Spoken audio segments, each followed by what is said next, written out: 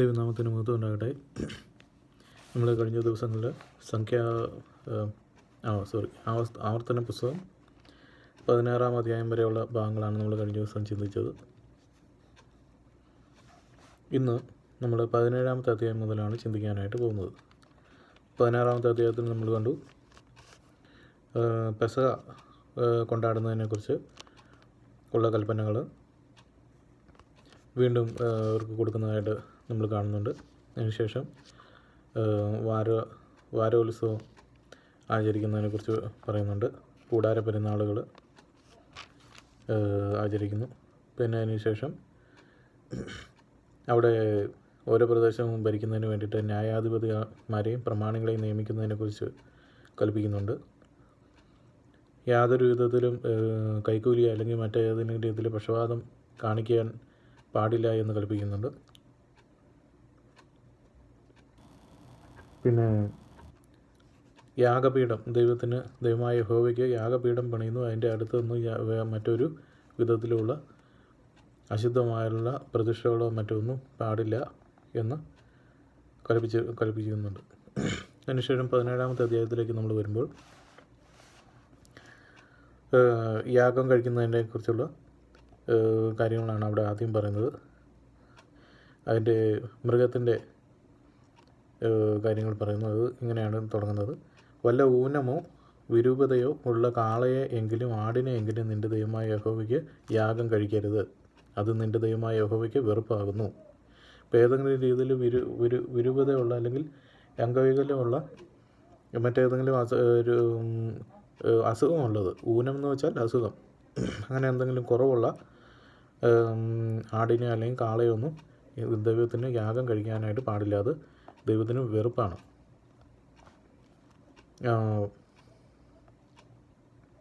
അപ്പോൾ ഇത് പൊതുവെ ഒരുപക്ഷെ ആളുകൾക്കുണ്ടാകുന്ന ഒരു സംശയമാണ്, അതെന്താണ് അങ്ങനെ ഒരു സംഗതി. കാരണം ഈ അസുഖങ്ങളും മറ്റുമൊക്കെ സ്ഥിരമായിട്ടുള്ള വരുന്ന അസുഖങ്ങളും മറ്റു കാര്യങ്ങളൊക്കെ എന്ന് പറഞ്ഞു കഴിഞ്ഞാൽ അത് എല്ലാം ദൈവത്തിൻ്റെ സൃഷ്ടികൾ തന്നെയാണല്ലോ. അസുഖങ്ങൾ ഉള്ളതാണെങ്കിലും എന്തെങ്കിലും തരത്തിലുള്ള കുറവുള്ളതാണെങ്കിലും അത് ദൈവത്തിൻ്റെ സൃഷ്ടിയാണല്ലോ. പിന്നെ എന്തുകൊണ്ടാണ് അങ്ങനെ വന്നതെന്നുള്ള ഒരു സംശയം ഒരുപക്ഷെ ഉണ്ടായേക്കാം. അതിന് ഒരു സിമ്പിളായിട്ടുള്ള ഒരു ആൻസർ എന്ന് പറയുന്നത്, ദൈവം ഈ മൃഗങ്ങളെയും മനുഷ്യരെയാണേലും മൃഗങ്ങളെയാണേലും പക്ഷികളാണേലും എന്തിനാണേലും സൃഷ്ടിച്ചപ്പോൾ ഇതിനൊന്നും അസുഖങ്ങളോ അല്ലെങ്കിൽ ഊനമോ എന്തെങ്കിലും കുറവുകളോ വിരൂപതയോ ഒന്നും ഉണ്ടായിരുന്നില്ല. പിന്നീട് കാലക്രമേണത്തിൽ വരുന്നതാണത്. അപ്പോൾ നമ്മൾ പല അധ്യായങ്ങളിലും ഇതിനു മുമ്പേ കണ്ടിട്ടുള്ളതുപോലെ ഈ മനുഷ്യൻ പാപം ചെയ്യുന്നത് പോലെ തന്നെ ഈ മൃഗങ്ങളും പാപം ചെയ്യുന്നുണ്ട്. അത് പ്രത്യേകമായിട്ട് നമ്മൾ ഉൽപ്പത്തി പുസ്തകത്തിൽ ഈ ഫ്ലഡിൻ്റെ സമയത്ത്, അതായത് മറ്റേ പ്രളയത്തിൻ്റെ സമയത്ത് ഈ മനുഷ്യരുടെയും മൃഗങ്ങളുടെയൊക്കെ പാപത്തെക്കുറിച്ച് പ്രത്യേകമായിട്ട് അവിടെ പറയുന്നുണ്ട്. അതിന് തൊട്ട് മുമ്പുള്ള ഭാഗങ്ങളിലൊക്കെ നമ്മൾ വായിച്ചു കഴിഞ്ഞാൽ നമുക്ക് കൃത്യമായിട്ട് അത് അറിയാനായിട്ട് സാധിക്കും. അപ്പോൾ മനുഷ്യൻ മാത്രമല്ല പാപം ചെയ്തത്, ഈ മൃഗങ്ങളും ദൈവ കൽപ്പനകൾ ലംഘിച്ച് അവയും പാപത്തിൻ്റെ വഴിക്ക് പോയിട്ടുണ്ട്. കാരണം ഇതെല്ലാം ഓരോ സൃഷ്ടികളാണ്. അതിൻ്റേതായിട്ടുള്ള ഒരു വിസ്ഡം കൊടുത്ത് അങ്ങ് വിടുകയാണ് യഥാർത്ഥത്തിൽ ചെയ്തിട്ടുള്ളത്. അപ്പോൾ അതിനനുസരിച്ച് ഒരു ലംഘിക്കരുതാത്ത നിയമങ്ങൾ കൊടുത്തിട്ടുണ്ട് എങ്കിൽ പോലും അതിന് സ്വന്തം ബുദ്ധി എന്ന് പറയുന്നത് എല്ലാ മൃഗങ്ങൾക്കാണേലും മനുഷ്യർക്ക് മാത്രമല്ല എല്ലാ മൃഗങ്ങൾക്കും അങ്ങനെ ഒരു സംഗതിയുണ്ട്. അപ്പോൾ അതിനനുസരിച്ച് ഉള്ള കാര്യങ്ങൾ അത് ചെയ്യണം എന്നുള്ള രീതിയിലാണ് അതിൻ്റെ ഡിസൈൻ, അല്ലെങ്കിൽ അതിനെ അങ്ങനെയാണ് ഉണ്ടാക്കിയിരിക്കുന്നത്. പക്ഷേ അതിന് വിരുദ്ധമായിട്ട് ഉള്ള കാര്യങ്ങൾ പല രീതിയിലും ഇങ്ങനെ ചെയ്യുന്നതുകൊണ്ട് അത് ആദ്യം നമ്മൾ കണ്ടു.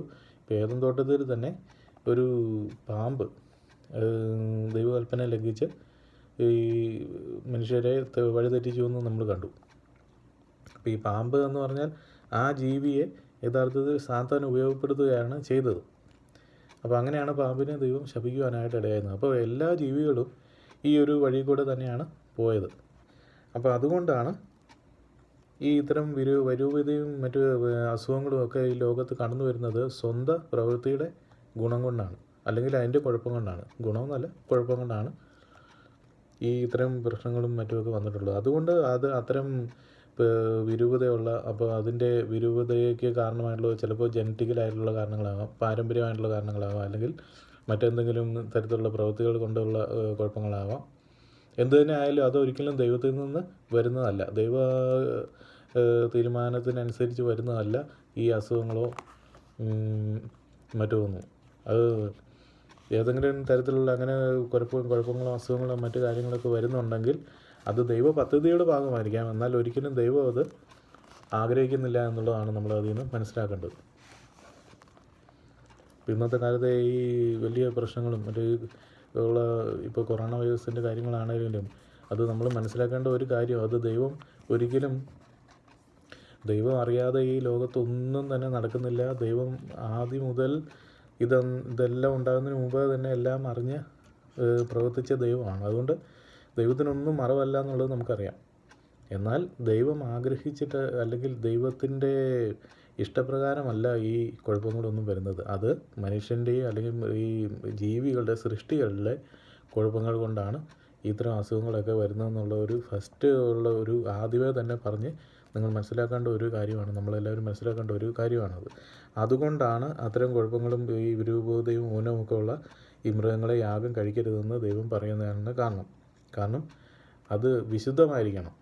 ഈ ജീവിതം വിശുദ്ധമാണെങ്കിൽ മാത്രമേ ദൈവത്തോട് താതാത്മ്യം പ്രാപിക്കാനായിട്ട് നമുക്ക് കഴിയത്തുള്ളൂ. ദൈവത്തിൻ്റെ കൃപ പ്രാപിക്കുവാനായിട്ട്, അല്ലെങ്കിൽ ദൈവത്തെ സന്നിധിയിലേക്ക് കുറച്ചെങ്കിലും അടുത്ത് നിൽക്കുവാനായിട്ട് നമുക്ക് കഴിയണമെങ്കിൽ നമ്മുടെ മനസ്സിലും ഹൃദയത്തിലും നമ്മുടെ ശരീരം ദൈവം ഉണ്ടാക്കിയിരിക്കുന്നത്, ദൈവം പൊടിയിൽ നിന്നും ഉണ്ടാക്കിയിരിക്കുന്നതാണ്, ദൈവം മെനഞ്ഞെടുത്തതാണ്. അപ്പോൾ അതിന് കുഴപ്പം വരുന്ന രീതിയിൽ തലമുറകളായിട്ട് എന്തെങ്കിലും പ്രവർത്തനങ്ങളൊക്കെ വന്നിട്ടുണ്ടെങ്കിൽ, അപ്പോൾ അത്തരം സംഭവങ്ങളൊക്കെ വന്നു കഴിഞ്ഞാൽ അതിൻ്റേതായിട്ടുള്ള കുഴപ്പങ്ങളും കുറ്റങ്ങളും നമുക്ക് ഉണ്ടാവുകയും ചെയ്യും. അതുകൊണ്ടാണ് അവിടെ പ്രത്യേകമായിട്ട് പറയുന്നത്, ഊനമോ വിരൂപതയോ ഉള്ള കാളയോ ആടിനെയോ യാഗം കഴിക്കരുത്, അത് നിൻ്റെ ദൈവമായ യഹോവയ്ക്ക് വെറുപ്പാകുന്നു. കാരണം അത് വിശുദ്ധമല്ല. അതാണ് അതിൻ്റെ പ്രധാന കാര്യം, വിശുദ്ധമല്ല അത്. പിന്നീട് പറയുന്നു, നിൻ്റെ ദൈവമായ യഹോവ നിനക്ക് തരുന്ന ഏതൊരു പട്ടണത്തിലെങ്കിലും നിൻ്റെ ദൈവമായ യഹോവയ്ക്ക് അനിഷ്ടമായുള്ളത് ചെയ്ത് അവൻ്റെ നിയമം ലംഘിക്കുകയും അവൻ കൽപ്പിച്ചിട്ടില്ലാത്ത അന്യദൈവങ്ങളെയോ സൂര്യചന്ദ്രന്മാരെയോ ആകാശത്തിലെ ശേഷം സൈന്യത്തെയോ ചെന്ന് സേവിക്കുകയും നമസ്കരിക്കുകയും ചെയ്ത പുരുഷനാകട്ടെ സ്ത്രീയാകട്ടെ നിങ്ങളുടെ ഇടയിൽ കണ്ടുപിടിക്കുകയും അതിനെക്കുറിച്ച് നിനക്ക് അറിവ് കിട്ടുകയും ചെയ്താൽ നീ നല്ലവണ്ണം ശോധന കഴിച്ച് അങ്ങനെയുള്ള മ്ലേച്ഛത ഇസ്രായേലിൽ നടന്നു എന്നുള്ളത് വാസ്തവവും യഥാർത്ഥവും എന്ന് കണ്ടാൽ ആ ദുഷ്ടകാര്യം ചെയ്ത പുരുഷനെ സ്ത്രീയെ പട്ടണവാതിലിന് പുറത്തു കൊണ്ടുപോയി കല്ലെറിഞ്ഞ് കൊല്ലണം. ഒരു വലിയൊരു സെൻറ്റൻസാണ് അവിടെ കൊടുത്തിരിക്കുന്നത്. എന്നാൽ അത് ചുരുക്കമായിട്ട് പറഞ്ഞാൽ ഇത്രേ ഉള്ളൂ. നമ്മുടെ ദൈവമായ യഹോവ നിനക്ക് തരുന്ന ഏതെങ്കിലും ഒരു പട്ടണത്തിൽ, അപ്പോൾ ദൈവമായ യഹോവ നിനക്ക് തരുന്ന പട്ടണമാണ്, നീ സ്വന്തമായിട്ട് ആർജിച്ച ഒരു പട്ടണമോ പ്രദേശമോ അല്ല. അവിടെ നിൻ്റെ ദൈവമായ യഹോവയ്ക്ക് അനിഷ്ടമായുള്ളത് ചെയ്ത്, അതായത് ദൈവം തരുന്ന ദൈവത്തിൻ്റെ പട്ടണത്തിൽ ദൈവത്തിന് അനിഷ്ടമായുള്ളത് ചെയ്ത് അവൻ്റെ നിയമം ലംഘിക്കുകയും, അതായത് ദൈവത്തിന് തന്നെ നിയമം ലംഘിച്ച് ഞാൻ കൽപ്പിച്ചിട്ടില്ലാത്ത, അതായത് ഞാൻ എന്ന് വെച്ചാൽ അവിടെ ഉദ്ദേശിക്കുന്നത് മോശെ ഇതെല്ലാം കൽപ്പിക്കുന്നത് മോശയാണെന്ന് പറയുന്നത്. അപ്പം മോശെ ദൈവത്തിന് വേണ്ടിയിട്ടാണ്, അല്ലെങ്കിൽ ദൈവകൽപ്പനയാണ് മോശെ വഴി ഈ ഇസ്രായേൽ മക്കൾക്ക് കൊടുക്കുന്നത്.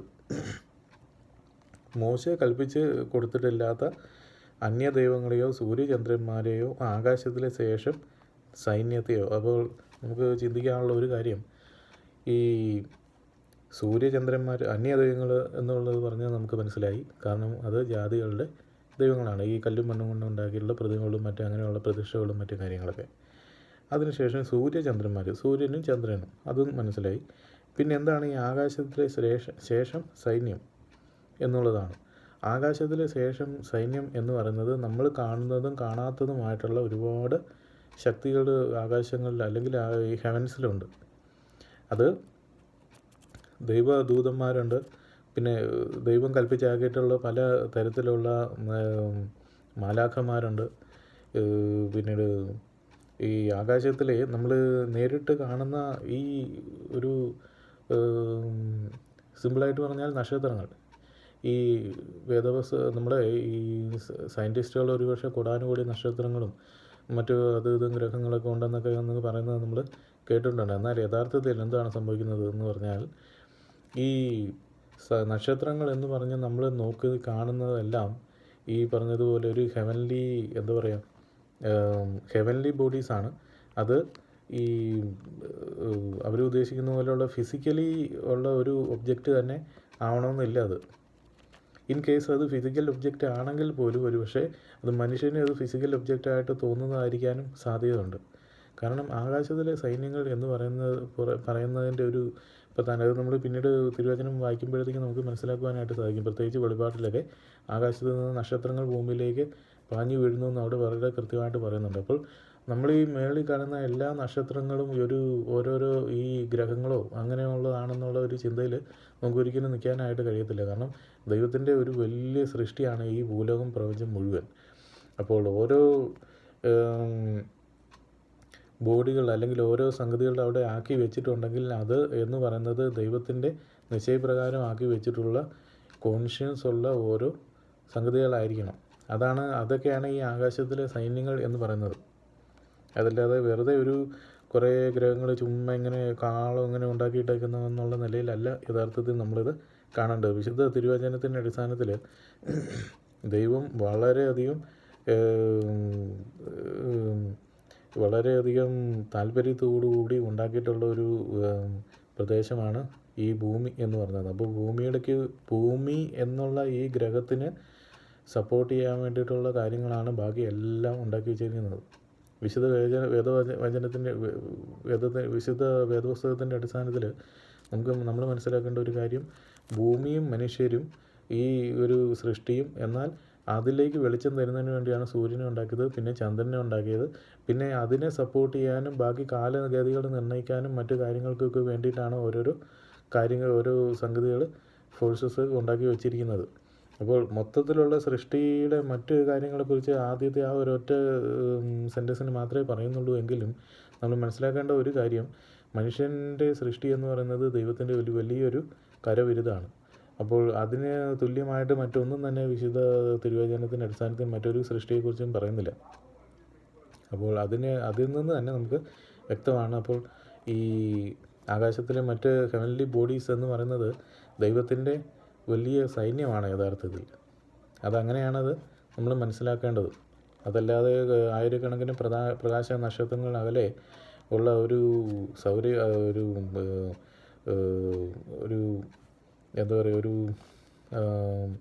മിൽക്കി വേ പോലുള്ള ഇങ്ങനെയുള്ള ഇത്തരം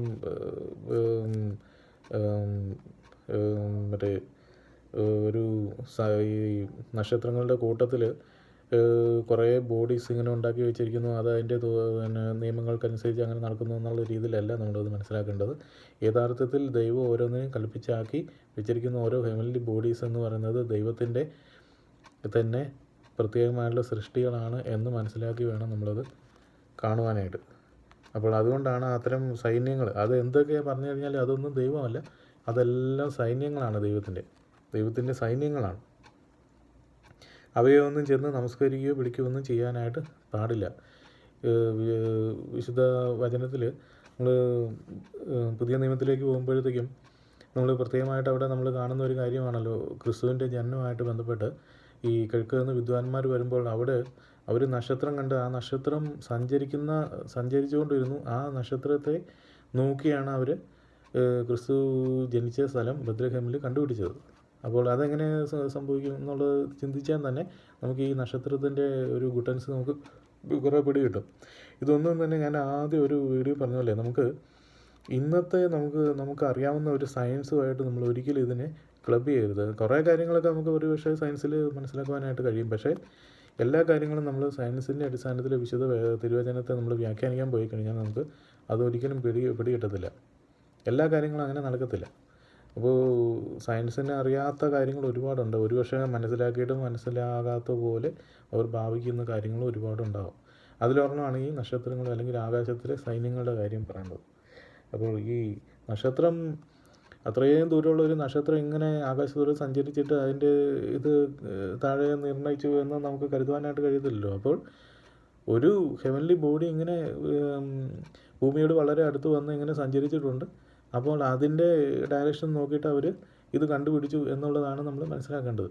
അപ്പോൾ ഇത് മാത്രമല്ല, മറ്റൊരു കാര്യം കൂടി ഈ ഇത് പറയുന്നത്, അപ്പോൾ ഭൂമിയിൽ തന്നെ അവർ കിഴക്ക് നിന്ന് വന്നു എന്നാണ് പറഞ്ഞിരുന്നത്. അപ്പോൾ കിഴക്ക് നിന്ന് വളരെ ദൂരെ നിന്ന് ആയിരിക്കണം അവർ ഈ നക്ഷത്രത്തെ കണ്ട് അതിൻ്റെ ഗതി നിർണ്ണയിച്ച് അതിൻ്റെ കൂടെ ഇങ്ങനെ പോന്നിട്ടുണ്ടാവുക. കാരണം നക്ഷത്രമായതുകൊണ്ടും ഭൂമിയോട് തീരെ അങ്ങോട്ട് അടുത്ത് വരുവാനായിട്ട് അതിന് കഴിയാത്തതുകൊണ്ടും, തീരെ അടുത്ത് വന്നു കഴിഞ്ഞാൽ പിന്നെ അത് നക്ഷത്രമായിട്ട് നമുക്ക് കണക്കാക്കാനായിട്ട് കഴിയത്തില്ല. കാരണം വേറെയും ഫോഴ്സസ് ഈ രണ്ട് ബോഡീസ് തമ്മിൽ ഉണ്ടാകാനുള്ള സാധ്യതകളുണ്ട്. അപ്പോൾ അങ്ങനെ ആകാശത്ത് അത് നിൽക്കുവാനായിട്ട് കഴിയത്തില്ല. കാരണം ഇതെല്ലാം ദൈവം തന്നെ ഉണ്ടാക്കിയിട്ടുള്ള നിയമങ്ങളും ദൈവം തന്നെ ഉണ്ടാക്കിയിട്ടുള്ള ശക്തികളും ഒക്കെയാണ്. അതുകൊണ്ട് അതിൻ്റേതായിട്ടുള്ള നിയമങ്ങൾ പാലിക്കുന്നുമുണ്ട്. അവ പാലിക്കപ്പെടുന്നുമുണ്ട്. അപ്പോൾ കുറേ ഉയരത്തിൽ തന്നെ ആയിരിക്കണം ഈ നക്ഷത്രം സഞ്ചരിച്ചുകൊണ്ടുണ്ടാവുക. അപ്പോൾ ആ നക്ഷത്രത്തിൻ്റെ കാലഗതി അല്ലെങ്കിൽ അതിൻ്റെ സഞ്ചാരപഥം നിർണ്ണയിച്ച് അത് ഭൂമിയിൽ അതിൻ്റെ കോർഡിനേറ്റ് ഇത് മാപ്പ് ചെയ്ത് ആ വിദ്വാൻമാർ വന്നിട്ടുണ്ടെങ്കിൽ അവർ ഒരുപാട് ദൂരെ നിന്ന്, കിഴക്ക് നിന്ന് തന്നെ ആയിരിക്കാം, പക്ഷേ വളരെ ഫാർ ഈസ്റ്റിൽ നിന്ന് തന്നെ വന്നിട്ട് അത് ജെറുസലേമിൽ വന്ന് കണ്ടുപിടിച്ചതാവാനാണ് സാധ്യത. ഞാനത് സന്ദർഭവശാൽ പറഞ്ഞു എന്നേ ഉള്ളൂ. അപ്പോൾ ഇവിടെ പ്രത്യേകമായിട്ട് പറയുന്നത്, സിനിമകൾക്ക് കൊടുക്കുന്ന ഈ പട്ടണങ്ങളിൽ ദൈവം കൊടുക്കുന്ന പട്ടണങ്ങളിൽ ദൈവത്തിൻ്റെ നിയമം ലംഘിച്ച് മോശ കൽപ്പിച്ചിട്ടില്ലാത്ത ഈ അന്യ ദൈവങ്ങളെ, സൂര്യചന്ദ്രന്മാരെയോ ആകാശ സൈന്യങ്ങളോ ഒന്നും ചെന്ന് നമസ്കരിക്കുകയോ പിടിക്കുകയോ ഒന്നും ചെയ്യരുത്. അങ്ങനെ ചെയ്യുന്ന പുരുഷനായാലും സ്ത്രീ ആയാലും നിങ്ങൾക്ക് അറിവ് കേട്ട് അതിനെക്കുറിച്ച് അന്വേഷിച്ച് അത്തരം മ്ലേച്ഛത എന്ന് പറയുന്നത്, മ്ലേച്ഛത ആ രാജ്യത്ത് നടന്നു എന്ന് കണ്ടു കഴിഞ്ഞാൽ അത് ചെയ്ത ആളുകളെ അല്ലെങ്കിൽ പുരുഷനെയോ സ്ത്രീയോ ഈ പട്ടണത്തിന് പുറത്ത് കൊണ്ടുപോയിട്ട് കല്ലെറിഞ്ഞ് കൊല്ലണം എന്ന് പറയുന്നുണ്ട്. അപ്പോൾ അങ്ങനെയാണ് അന്നത്തെ ശിക്ഷ വരുന്നത്. പിന്നെ കഴിഞ്ഞിട്ട് ഏതെങ്കിലും പട്ടണങ്ങളിൽ മറ്റേ കൊലപാതകം അങ്ങനെയുള്ള ഓരോ പ്രശ്നങ്ങൾ, പിന്നെ അടികലശൽ, അങ്ങനെയുള്ള കാര്യങ്ങൾ, ഇങ്ങനെയുള്ള ആവലാതി കാര്യങ്ങളിൽ വല്ലതും വിധിപ്പാൻ നിനക്ക് പ്രയാസമുണ്ടായാൽ നീ പുറപ്പെട്ട് നിൻ്റെ ദൈവമായ യഹോവ തിരഞ്ഞെടുക്കുന്ന സ്ഥലത്ത് പോകണം. ലേവ്യരായ പുരോഹിതരുടെ അടുക്കലും അന്നുള്ള ന്യായാധിപൻ്റെ അടുക്കലും ചെന്ന് ചോദിക്കണം. അവർ നിനക്ക് വിധി പറഞ്ഞു തരും.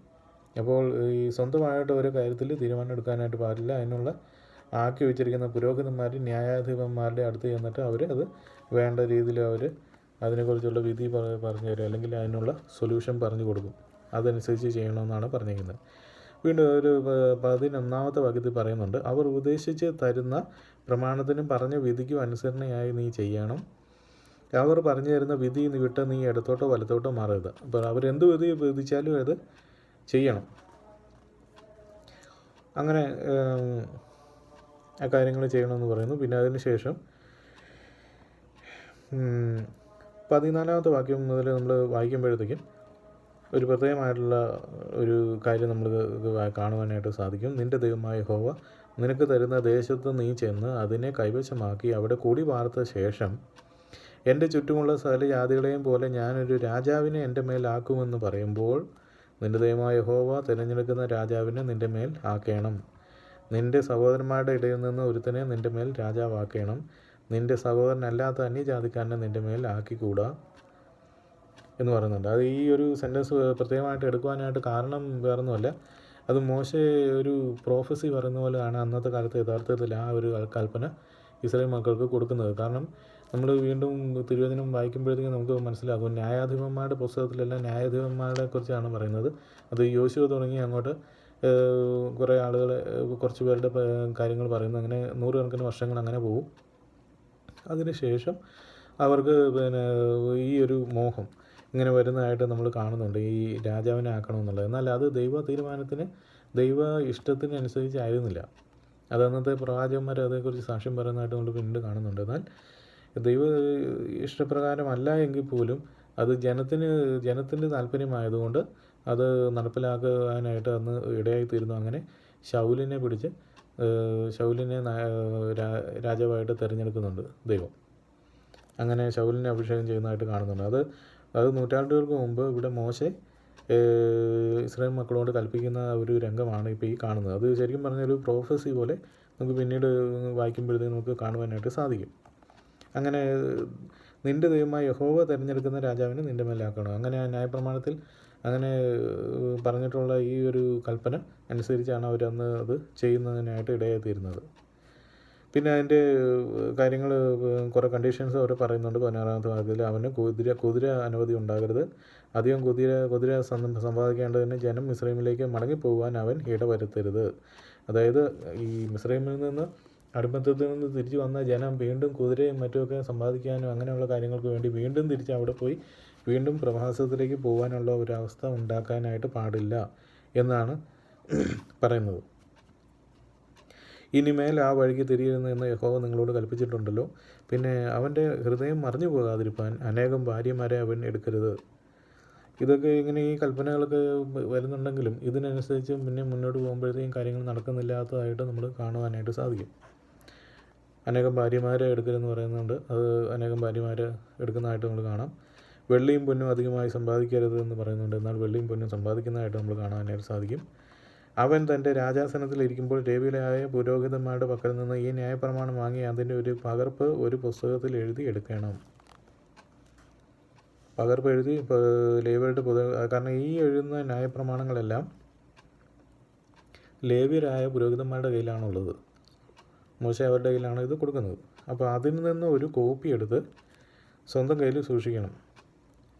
രാജാവിൻ്റെ കയ്യിൽ ഒരു കോപ്പി ഉണ്ടാകണം. എന്നിട്ട് അതിനനുസരിച്ച് വേണം ഭരണം നടത്താൻ. ഈ ന്യായപ്രമാണത്തിലെ സകല വചനങ്ങളും ചട്ടങ്ങളും അവന് പ്രമാണിച്ച് നടന്ന് തൻ്റെ ദൈവമായ യഹോവയെ ഭയപ്പെടുവാൻ പഠിക്കേണ്ടതിന് അത് അവൻ്റെ കൈവശം ഇരിക്കുകയും അവൻ്റെ ഹൃദയം സഹോദരന്മാർക്ക് മീതെ അഹങ്കരിച്ചുയരാതെയും അവൻ കൽപ്പന വിട്ട് ഇടത്തോട്ടോ വലത്തോട്ടോ തിരിയാതെയും ഇരിക്കേണ്ടതിനും അവനും അവൻ്റെ പുത്രന്മാരും ഇസ്രായേലിൻ്റെ ഇടയിൽ ദീർഘകാലം രാജ്യഭാരം ചെയ്യേണ്ടതിനുമായി അവൻ തൻ്റെ ആയുഷ്കാലമൊക്കെയും അത് വായിക്കുകയും വേണം. അങ്ങനെ അത് ആ അത്രയും ഭാഗം എന്ന് പറഞ്ഞാൽ യഥാർത്ഥത്തിൽ ഭാവിയിൽ സംഭവിക്കാൻ പോകുന്ന കാര്യങ്ങളെക്കുറിച്ചാണ് പ്രവചിച്ചിരിക്കുന്നത്, അല്ലെങ്കിൽ കൽപ്പിച്ചിരിക്കുന്നതാണ്. അത് പിന്നീട് നടക്കുന്നുണ്ട്. പിന്നീട് 18-ാമത്തെ അധ്യായത്തിലേക്ക് വരുമ്പോൾ ലേവ്യർക്ക് കൊടുക്കുന്ന ഒരു കൽപ്പന ഇവിടെ നമുക്ക് കാണുവാനായിട്ട്, ഒരു കൽപ്പനയല്ല, ലേവ്യരെക്കുറിച്ചാണ് ഇവിടെ ആ ഒരു അധ്യായത്തിൽ പറഞ്ഞിരിക്കുന്നത്. ലേവ്യരായ പുരോഹിതന്മാർക്കും ലേവി ഗോത്രത്തിനും ഇസ്രായേലിനോട് കൂടെ ഓഹരി അവകാശവും ഉണ്ടാകരുത്. അത് മുമ്പേ തന്നെ നമ്മൾ കണ്ടു, ലേവ്യരുടെ പുസ്തകത്തിലും ഒക്കെ കണ്ടതാണ്. അതായത് ലേവ്യർ എന്ന് വെച്ചാൽ ഇസ്രായേലിൻ്റെ ഉള്ളിൽ തന്നെ ദൈവം തിരഞ്ഞെടുത്ത തൻ്റെ സ്വന്തം സ്വത്താണ്. അല്ലെങ്കിൽ ഈ ലേവ്യർക്ക് അവരുടെ അവകാശം എന്ന് പറയുന്നത് യഹോവയായ ദൈവം തന്നെയാണ് എന്നാണ് കൽപ്പിച്ചിരിക്കുന്നത്. അതുകൊണ്ട് അവർക്ക് ഈ ഓഹരിയോ അവകാശമോ ഒന്നും അവർക്ക് ഈ പ്രദേശത്ത് അല്ലെങ്കിൽ നാട്ടിൽ ഉണ്ടാവില്ല. എന്നാൽ അവർക്ക് താമസിക്കാനുള്ള സ്ഥലങ്ങൾ മറ്റ് ഗോത്രങ്ങളെല്ലാവരും കൂടി ഇടപെട്ട് കൊടുക്കുകയും വേണം. അതിൻ്റെ ബാക്കി കാര്യങ്ങളൊക്കെ അവിടെ പറയുന്നു. യഹോവയുടെ ദഹനയാഗങ്ങളും അവൻ്റെ അവകാശവും കൊണ്ട് അവർ ഉപജീവനം കഴിക്കണം. അവകാശം എന്ന് വെച്ചാൽ ദശാംശവും മറ്റ് കാണിക്കകളും ഒക്കെ ആയിട്ട് വരുന്ന ആ ഒരു കാര്യങ്ങളും കൊണ്ടാണ് അവർ ജീവിക്കേണ്ടത്. ആകയാൽ അവരുടെ സഹോദരന്മാരുടെ ഇടയിൽ അവർക്ക് അവകാശം ഉണ്ടാകരുത്. യഹോവ അവരോട് അരുളി ചെയ്തതുപോലെ അവൻ തന്നെ അവരുടെ അവകാശം. ജനത്തിൽ നിന്ന് പുരോഹിതന്മാർക്ക് ചെല്ലേണ്ടുന്ന അവകാശം എന്തെന്നാൽ എന്ന് പറഞ്ഞ് ബാക്കി കാര്യങ്ങൾ എന്തൊക്കെയാണ് കൊടുക്കേണ്ടത് അതെല്ലാം പറയുന്നുണ്ട്. പ്രത്യേകമായിട്ട് പറയേണ്ട കാര്യങ്ങളെന്ന് വെച്ചാൽ ആദ്യ ഫലങ്ങളും പിന്നെ കടിഞ്ഞൂൽ ആടുകൾ അങ്ങനെയുള്ള കാര്യങ്ങളൊക്കെയാണ് അവിടെ ഈ കൊടുക്കേണ്ടത്. അതിനുശേഷം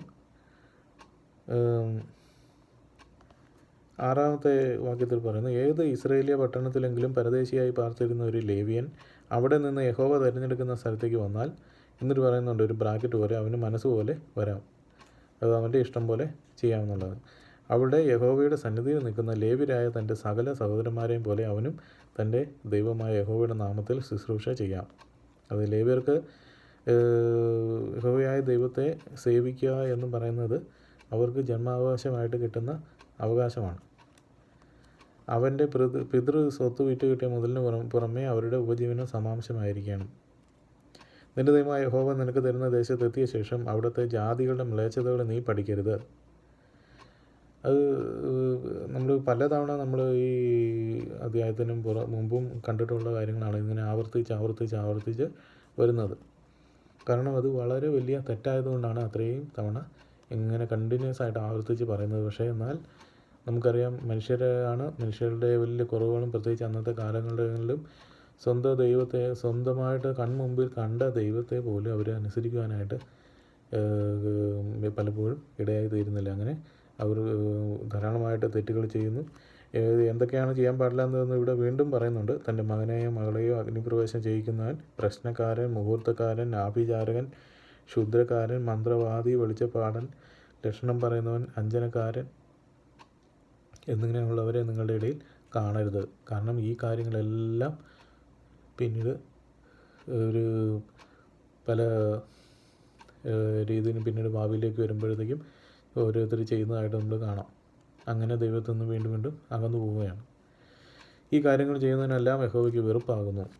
അത് അന്നായാലും ഇന്നായാലും അത് തന്നെയാണെന്നുള്ള ഒരു പച്ച പരമാർത്ഥം നമ്മൾ മനസ്സിലാക്കണം. ഇങ്ങനെയുള്ള മ്ലേച്ഛതകൾ നിമിത്തം നിൻ്റെ ദൈവമായ യഹോവ അവരെ നിൻ്റെ മുമ്പിൽ നിന്ന് നീക്കിക്കളയുന്നു. നിൻ്റെ ദൈവമായ യഹോവയുടെ മുമ്പാകെ നീ നിഷ്കളങ്കനായിരിക്കണം. അങ്ങനെ പിന്നീട് പറയുന്നുണ്ട്, നീ നീക്കിക്കളയാനിരിക്കുന്ന ജാതികൾ മുഹൂർത്തക്കാരുടെയും പ്രശ്നക്കാരുടെയും വാക്ക് കേട്ട് നടന്നു. അപ്പോൾ ഈ ജാതികളുടെ ഒരു ഒരു ഒരു പാപം എന്ന് പറയുന്നത് ഇതാണ്. നീ നീക്കിക്കളയാനിരിക്കുന്ന ജാതികൾ, അതായത് ആ പ്രദേശത്തുള്ള ജാതികൾ അല്ലെങ്കിൽ ആളുകൾ മുഹൂർത്തക്കാരുടെയും പ്രശ്നക്കാരുടെയും വാക്ക് കേട്ട് നടന്നു. അവർ ഈ കല്ലും മണ്ണും പോലുള്ള അങ്ങനെയുള്ള ആരാധനകൾ ചെയ്യുന്നത് കൂടാതെ മുഹൂർത്തങ്ങളും പ്രശ്നങ്ങളും ഒക്കെ നോക്കി നടക്കുന്നു. നീയോ അങ്ങനെ ചെയ്യുവാൻ നിന്റെ ദൈവമായ യഹോവ അനുവദിച്ചിട്ടില്ല. അതുകൊണ്ടാണ് അവരെ നീക്കി കളയുന്നതെന്നാണ് പറയുന്നത്. നിന്റെ ദൈവമായ യഹോവ നിനക്ക് എന്നെപ്പോലെ ഒരു പ്രവാചകനെ നിന്റെ മധ്യേ നിന്റെ സഹോദരന്മാരുടെ ഇടയിൽ നിന്ന് എഴുന്നേൽപ്പിച്ച് തരും. അവൻ്റെ വചനം നിങ്ങൾ കേൾക്കണം. അപ്പോൾ മോശയ്ക്ക് ശേഷം പിന്നീട് ഇങ്ങനെ പ്രവാചകന്മാരെ ദൈവം തിരഞ്ഞെടുക്കുന്നതായിട്ട് നമ്മൾ കാണുന്നുണ്ട്. അപ്പോൾ ഈ പ്രവാചകന്മാരെ തിരഞ്ഞെടുക്കുന്നുണ്ടെങ്കിലും പ്രവാചകന്മാരെ അനുസരിക്കാത്ത ഘട്ടങ്ങളൊക്കെ വന്ന് അങ്ങനെ ജനങ്ങൾക്ക് വലിയ നാശങ്ങൾ വരുന്നതായിട്ടും ഈ രാജാക്കന്മാർക്കും ജനങ്ങൾക്കും ഒക്കെ വലിയ ദൈവകോപം കേൾക്കുന്നതായിട്ടൊക്കെ നമ്മൾ കാണുവാനായിട്ട് ഇടയാകുന്നുണ്ട്. ഞാൻ മരിക്കാതിരിക്കേണ്ടതിന് ഇനി എൻ്റെ ദൈവമായ യഹോവയുടെ ശബ്ദം കേൾപ്പാനും ഈ മഹത്തായ തീ കാണുവാനും എനിക്ക് ഇടവരരുത് എന്നിങ്ങനെ ഹോരേബിൽ വെച്ച് മഹായോഗം കൂടിയ നാളിൽ നിൻ്റെ ദൈവമായ യഹോവയോട് നീ അപേക്ഷിച്ചതുപോലെ തന്നെ. അതായത് മോശയുടെ കാലത്ത് ദൈവം ഇസ്രായേൽ മക്കൾക്ക് തന്നെ നേരിട്ട് വെളിപ്പെടുത്തി എങ്കിലും അവരത് കണ്ട് ഭയപ്പെട്ട് ഇങ്ങനെ പറയാനിടയായി. ഹോരേബ് പർവ്വതത്തിൽ വെച്ച് ദൈവത്തിൻ്റെ ആ ഒരു മനോഹരത്വവും ഭയങ്കരത്വവും ഒക്കെ ഇസ്രായേൽ മക്കൾക്ക് ഇടയായപ്പോൾ അവർ വളരെ പേടിച്ച ജനം മുഴുവൻ ഞങ്ങളിനി മരിക്കാതിരിക്കേണ്ടതിന് ഇനി ദൈവത്തെ നേരിട്ട് ഇനി ഞങ്ങൾക്ക് കാണേണ്ടതില്ല, എന്നാൽ ദൈവം കൽപ്പിച്ചാക്കിയിട്ടുള്ള പ്രവാചകന്മാർ അല്ലെങ്കിൽ അവരുടെ പ്രതിനിധികൾ, പ്രത്യേകിച്ച് മോശയെക്കുറിച്ചാണ് അന്ന് പറഞ്ഞിരിക്കുന്നത്, മോശ വഴി ഇനി സംസാരിച്ചാൽ മതിയെന്ന് അവരന്ന് സമ്മതിച്ചിരുന്നു. അപ്പോൾ അതിൻ്റെ പ്രകാരം പിന്നീട് വരുന്ന കാലഘട്ടത്തിലെല്ലാം പിന്നെ മോശയ്ക്ക് ശേഷം ദൈവം പ്രവാചകന്മാരോടാണ് സംസാരിക്കുന്നത്. പ്രവാചകന്മാർ വഴിയാണ് ദൈവം കാര്യങ്ങളൊക്കെ അരുളി ചെയ്ത് മറ്റുള്ളവരോട് പറയുന്നത്. എന്നാൽ അതിൻ്റെ കൂട്ടത്തിൽ തന്നെ ചിലർക്ക് സ്പെഷ്യലായിട്ട് പ്രത്യേകമായിട്ട് ദൈവം ഇടപെടുന്നത് നമ്മൾ അതിൻ്റെ ഇടയ്ക്ക് കാണുന്നുണ്ട്. അങ്ങനെ കാരണം ഈ ഒരു നമ്മൾ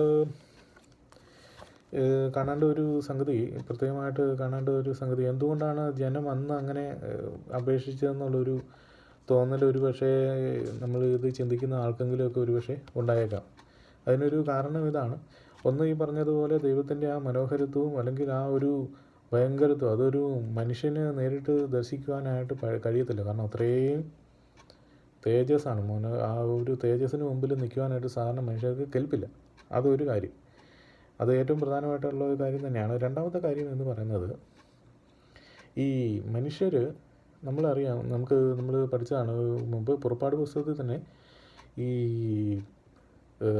മിസ്രൈമിൽ നിന്ന് അവർ പോകുന്ന ദൈവം വളരെ അത്ഭുതങ്ങൾ ഓരോ നിമിഷം തോറും ചെയ്ത് പകല് മേഘസ്തംഭമായിട്ട് അവരുടെ മുകളിൽ നടന്നു, അവരെ വെയിലടിക്കാതെ വളരെ സുരക്ഷിതമായിട്ട് കൊണ്ടുപോയി. രാത്രിയാകുമ്പോഴത്തേക്കും മുമ്പിൽ ദീപസ്തംഭം, അതായത് വലിയ തീവെട്ട് വലിയ പന്തം പോലെ ഇങ്ങനെ കത്തിച്ച് അങ്ങനെ അവർക്ക് വലിയ വെളിച്ചത്തിലാണ് അവരെ നടത്തിക്കൊണ്ടിരുന്നത്.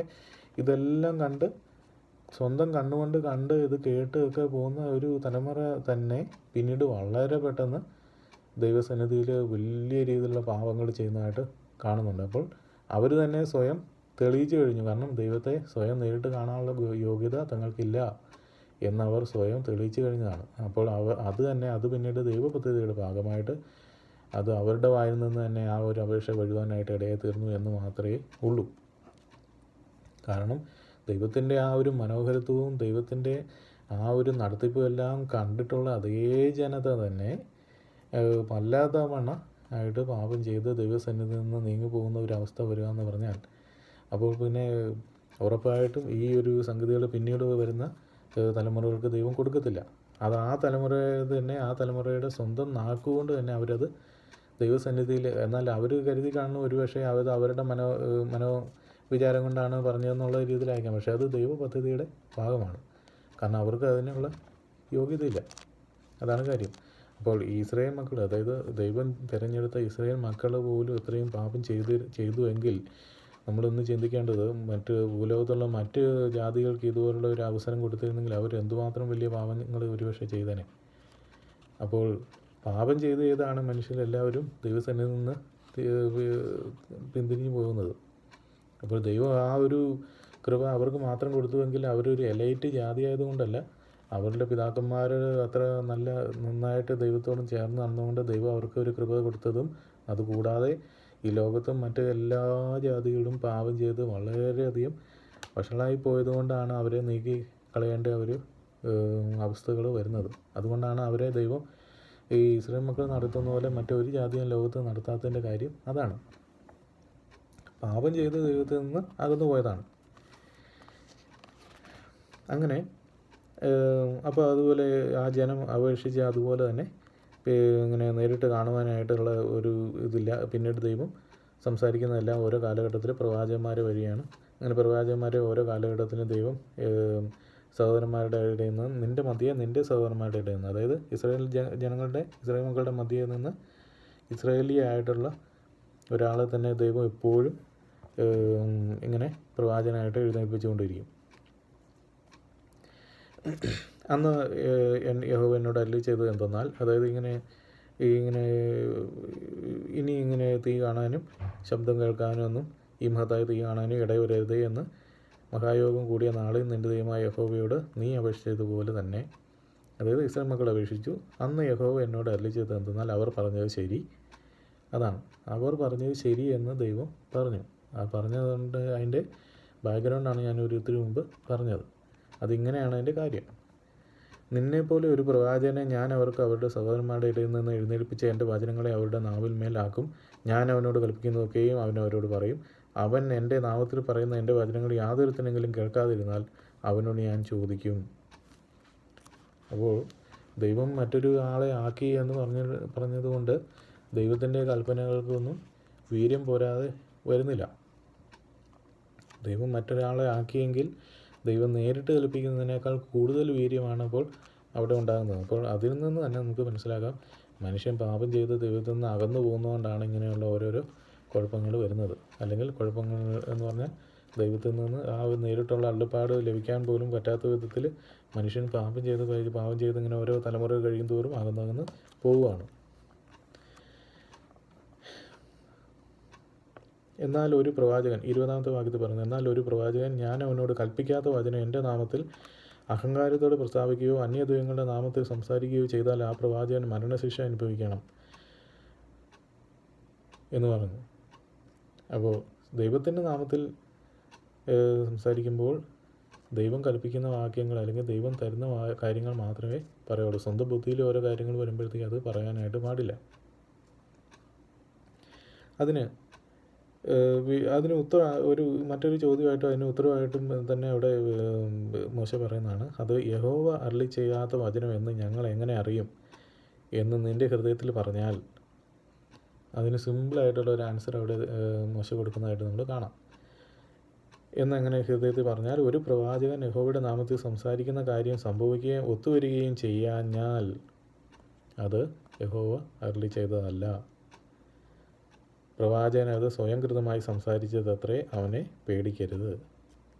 അത് വളരെ സിമ്പിളായിട്ടുള്ള, അതായത് ഇതെങ്ങനെയാണ് യഹോവ കൽപ്പിച്ചതാണെന്ന് നമ്മൾ എങ്ങനെ അറിയും? എന്ന് ചോദിച്ചു കഴിഞ്ഞാൽ ഇതാണ് അതിൻ്റെ ആൻസർ. അതായത് അവൻ അതല്ലെങ്കിൽ പ്രവാചകൻ ഇതിനെക്കുറിച്ച് സംസാരിക്കുന്ന ആൾ പറയുന്ന കാര്യം അതുപോലെ സംഭവിച്ചിട്ടില്ല എങ്കിൽ അത് ദൈവത്തിൽ നിന്നുള്ളതല്ല, അത്രേ ഉള്ളൂ. അപ്പോൾ ദൈവത്തിൽ നിന്നുള്ളതാണെങ്കിൽ തീർച്ചയായിട്ടും അത് സംഭവിക്കും എന്നുള്ളതാണ്, യഹോവയായ ദൈവത്തിൽ നിന്ന്. കാരണം യഹോവയായ ദൈവം എന്നുള്ള സത്യദൈവം മാത്രമേ ഈ ലോകത്ത് ഉള്ളൂ, മറ്റൊരു ദൈവവും സത്യമല്ല. അതുകൊണ്ടാണ് അങ്ങനെ. കാരണം എന്ത് കാര്യങ്ങളും അരുളി ചെയ്യുന്നത് നടപ്പിലാക്കണം എന്നുണ്ടെങ്കിൽ അത് ദൈവത്തിൽ നിന്ന് നടക്കണം എന്നുണ്ടെങ്കിൽ അത് ദൈവത്തിൽ നിന്ന് നേരിട്ട് വരുന്നതാണ്, അല്ലെങ്കിൽ ദൈവത്തിൽ നിന്ന് വരുന്നതല്ല. അത് അന്നായാലും ഇന്നായാലും എന്നായാലും. പ്രവാചകൻ അത് സ്വയംകൃതമായി സംസാരിച്ചതത്രേ അവനെ പേടിക്കരുത് എന്ന് പറയാൻ കാരണം, പ്രവാചകൻ അത് സ്വയംകൃതമായതായിട്ട് പ്രവാചകൻ കൈ നീട്ടതാണ്. പച്ചമലയാളത്തിൽ പറഞ്ഞാൽ കൈ നീട്ട് പറയുന്നതാണ്. അവനെ പേടിക്കരുത്. അവനെ പേടിക്കരുതെന്ന് പറഞ്ഞാൽ അവൻ അപ്പോൾ അങ്ങനെ ദൈവത്തിൻ്റെ കൽപ്പന പറയുവാനുള്ള ഒരു വരം അവന് കിട്ടിയിട്ടില്ല, അല്ലെങ്കിൽ അങ്ങനെ ഒരു കാര്യം കൽപ്പിക്കുന്നതിനായിട്ട് ദൈവം അവനെ തിരഞ്ഞെടുത്തിട്ടില്ല. അതുകൊണ്ട് അവൻ പറയുന്നതിനൊന്നും അങ്ങനെ പ്രത്യേകിച്ച് കാര്യങ്ങളൊന്നുമില്ല. അവനെ ഒരു കാരണവശാലും നിങ്ങൾ വില വയ്ക്കരുത് എന്നാണ് അതിൻ്റെ അർത്ഥം. അപ്പോൾ നമ്മൾ ഈ അധ്യായങ്ങൾ വളരെ സൂക്ഷ്മമായിട്ട് വിശാല അർത്ഥത്തിൽ പരിശുദ്ധന്മാരുടെ കൃപയിൽ നമ്മൾ എന്തെങ്കിലും പഠിക്കുവാനായിട്ട് നമുക്ക് കഴിയുന്നുണ്ടെങ്കിൽ തീർച്ചയായിട്ടും അത് ദൈവ അനുഗ്രഹം തന്നെ, അനുഗ്രഹമാണ്. അത് മനസ്സിലാക്കിക്കൊണ്ട് വേണം ഓരോ കാര്യങ്ങൾ നമ്മൾ ചിന്തിക്കാനും പഠിക്കുവാനൊക്കെ ചെയ്യേണ്ടത്. അതിലും ഇന്ന് ഈ 2 അധ്യായങ്ങൾ പറയാനായിട്ട് ദൈവം കൃപ തന്നു, അതിനെക്കുറിച്ച് സംസാരിക്കാനായിട്ട് കൃപ തന്നല്ലോ. നമുക്ക് ബാക്കിയുള്ള കാര്യങ്ങൾ നമുക്ക് അടുത്ത ദിവസങ്ങളിൽ ചിന്തിക്കാം. ദൈവം നമ്മളെ ഏവരെയും അനുഗ്രഹിക്കട്ടെ. Thank you.